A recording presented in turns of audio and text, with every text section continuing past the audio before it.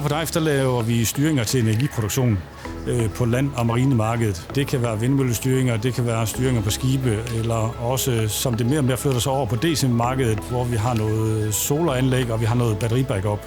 Og derfor er vi begyndt at bygge et nyt produktionssetup til de her power converters. DEIF de ønskede en fleksibel opbygning af deres produktion. En løsning, som de også ville kunne vokse med igennem tiden. Fleksibiliteten i løsningen, det er egentlig, at vi har ikke noget, der er bundet sammen af rullebaner for eksempel. Men alting det kan flyttes dynamisk rundt ved brug af mobilrobotter. Jamen en del af den her løsning, det var jo, at vi skulle lave den her end-of-line produkttest, hvor vi tester alle produkter, der forlader produktionen i en 2 timer lang test. I den forbindelse, der skulle vi finde en eller anden måde, hvor vi kunne konnektere til de her testpaletter automatisk.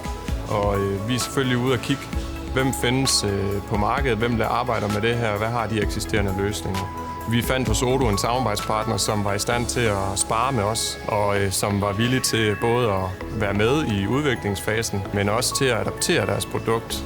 Og vi kunne også se, at her er nogen, hvor at hvis vi rammer i noget, som de ikke måske kan i forvejen, jamen så er de egentlig interesseret i at udvikle deres palette, således at de kan supportere det hos os fremover.